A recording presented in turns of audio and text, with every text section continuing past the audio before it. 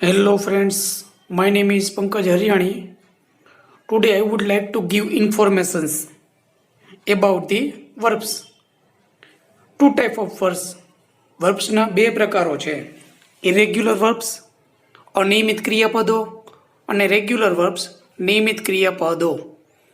તો આપણને ખ્યાલ છે કે અનિયમિત ક્રિયાપદો જો તમને આવડતા હોય તો આપણે બાકીના રેગ્યુલર વર્બ જે કહેવાય નિયમિત ક્રિયાપદ એ આપણે આપણી જાતે બનાવી શકીએ છીએ.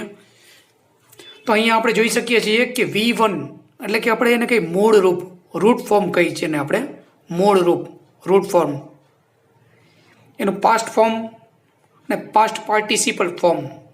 પાસ્ટ ટેન્સ ફોર્મ મતલબ કે આપણે સાદા ભૂતકાળમાં સિમ્પલ પાસ્ટ ટેન્સની અંદર યુઝ કરતા હોઈએ હકાર વાક્યમાં, બરાબર. V2 જેને ભૂતકાળનું રૂપ સાદા ભૂતકાળમાં જ માત્ર વપરાય છે. પાસ્ટ પાર્ટિસિપલ તો કે ભૂતકૃદંત જેને આપણે કહીએ ક્રિયાપદનું ત્રીજું રૂપ વર્બ 3 કે જેનો આપણે ઉપયોગ પૂર્ણ કાળની અંદર જોયો હતો. પૂર્ણ વર્તમાન, પૂર્ણ ભૂતકાળ અને પૂર્ણ ભવિષ્યકાળ. તો અત્યારે તમારી સામે હું રજૂ કરીશ 120 વર્બ, જે બધા કેવા છે ઇરરેગ્યુલર વર્બ્સ, જે તમારે પાકા જ કરવા પડે. આ બધા સ્પેલિંગમાં એવું બને ક્રિયાપદોમાં કે સ્પેલિંગનો ક્યારેક ઉચ્ચાર સેમ થતો હોય તો ક્યારેક સ્પેલિંગ અલગ અલગ થતા હોય છે, ક્યારેક ઉચ્ચાર અને સ્પેલિંગ બંને અલગ અલગ થતા હોય છે. તો કે રીડ V1 છે વાંચવું, વાંચ્યું તો ઉચ્ચાર એનો થાય છે રેડ, સ્પેલિંગ એના એ જ રહે છે READ. Read red V2, red V3, પણ એમાં ઉચ્ચાર ફેરફાર પડે છે કે રીડ બોલી V1માં, V2માં રેડ બોલી અને V3માં પણ રેડ જ બોલી, પણ સ્પેલિંગ સેમ રહે છે. અમુક ક્રિયાપદો એવા છે ઇરેગ્યુલર વર્બની અંદર કે આપણે પુટ મૂકવું તો V2 અને V3 સેમ થાય છે. તો આ બધા વર્બ છે એ ખાસ પાકા કરી લેજો. અમુકના સ્પેલિંગ સેમ હોય છતાં ઉચ્ચાર ફરતો હોય, અમુકના ઉચ્ચાર પણ અલગ હોય અને સ્પેલિંગ પણ અલગ હોય V1, V2 અને V3ના. તો અત્યારે તમારી સામે છે 1 થી 11 પેજ જેમાં બધા વર્બ્સ છે, બરાબર. એમાં આપણે નજર ફેરવી લઈએ. આ પેલું પેજ છે ઉગવું, એરાઇઝ, એરોઝ, અરાઇઝન V3 જે પૂર્ણ કાળમાં કામ આવે. એક્ટિવમાંથી પેસિવ વોઇસ આપણે જે ટોપિક આગળ લેશું એની અંદર બધે કમ્પલસરી બધા કાળની અંદર V3 આવડતું હોવું જોઈએ, બરાબર. તો એના માટે આ વર્બ્સ મોસ્ટ ઇમ્પોર્ટન્ટ છે. આ સિવાયના વર્બ તમારી સામે આવે V1 તો તમે તમારી જાતે V2 અને V3 કેમ બનાવવું તે આપણે પેજ નંબર 12 ઉપર જોશું. અને ક્રિયાપદનું ચોથું રૂપ જેને V4 કહી, તેનો ઉપયોગ આપણે ક્યાં જોઈ શકીએ છીએ? ચાલુ કાળની અંદર, ચાલુ વર્તમાન, ચાલુ ભૂતકાળ, ચાલુ ભવિષ્યકાળ. V4 ક્રિયાપદને ING વાળું રૂપ, એ પણ આપણે લાસ્ટ પેજ ઉપર જોશું. તો આમાં નજર ખાસ ફેરવી લઈએ.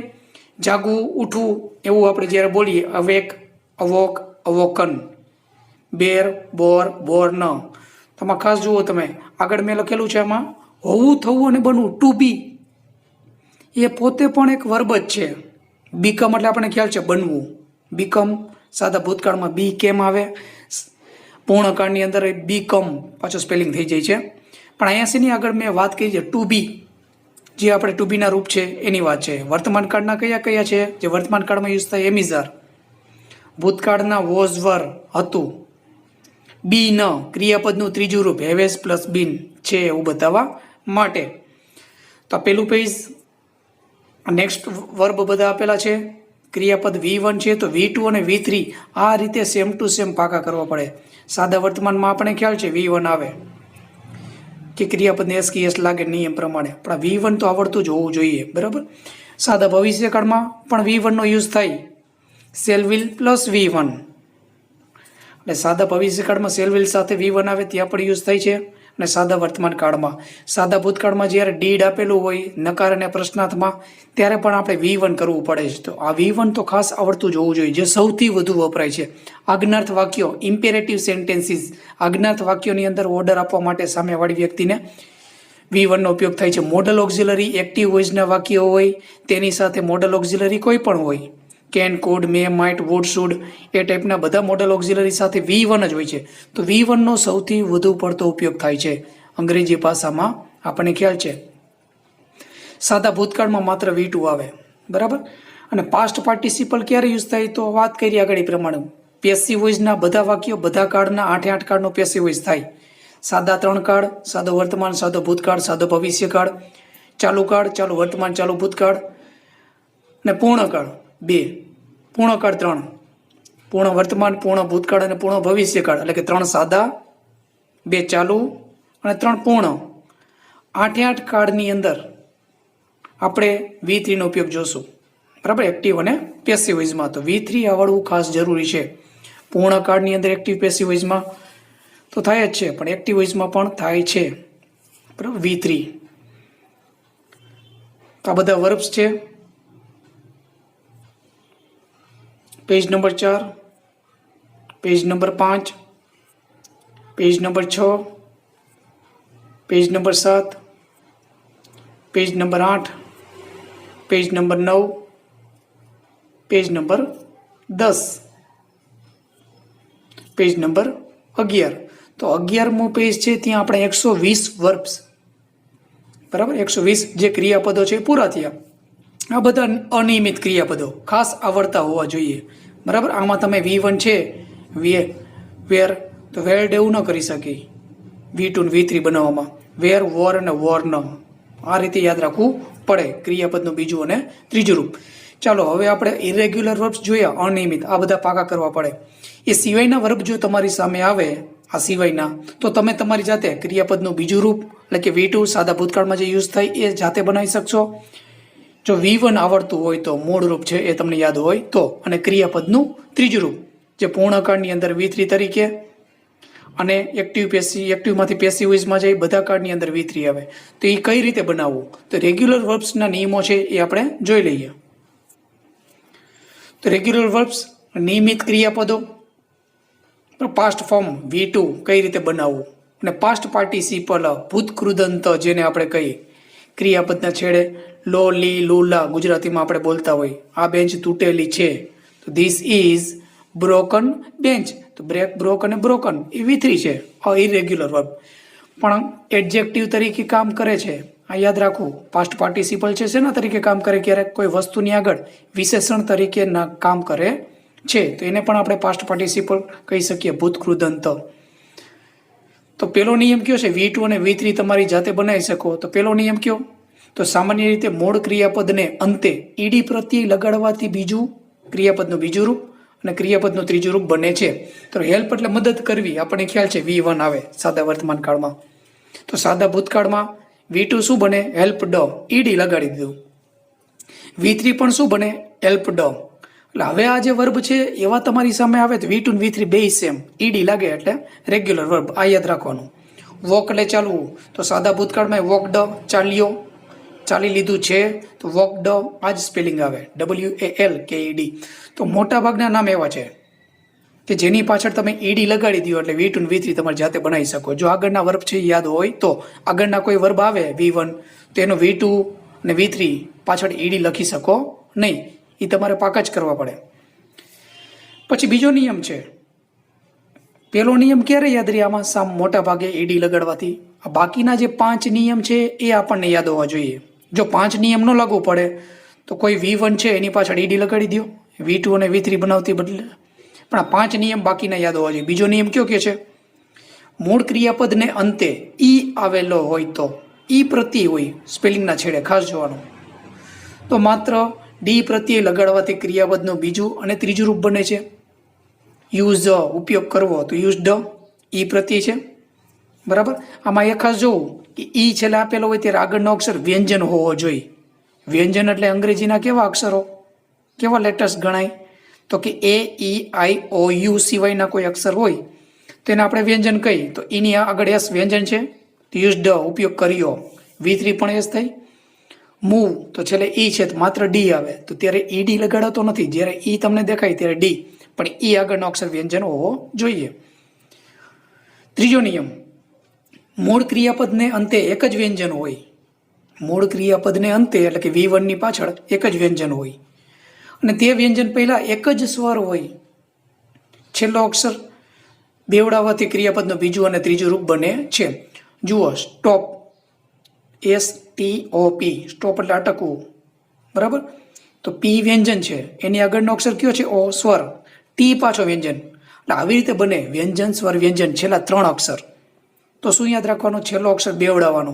એટલે કે છેલ્લો અક્ષર ડબલ કરવાનો. સ્ટોપ ડ ડબલ પી કરવા પડે પછી ઈડી. ત્યાં માત્ર તમે પી લખીને ઈડી લખો તો ચાલે નહીં, ડબલ પી લખીને પછી ઈડી કરવું પડે. ક્લેપ તાલી પાડવી તો ક્લેપ ડ ડબલ પી. છેલ્લા 3 અક્ષર જોવાના. વ્યંજન સ્વર વ્યંજન હોય તો છેલ્લો અક્ષર ડબલ કરીને પછી પાછળ ઈડી લખવાનો. વાય વાળો નિયમ જોઈ લઈએ.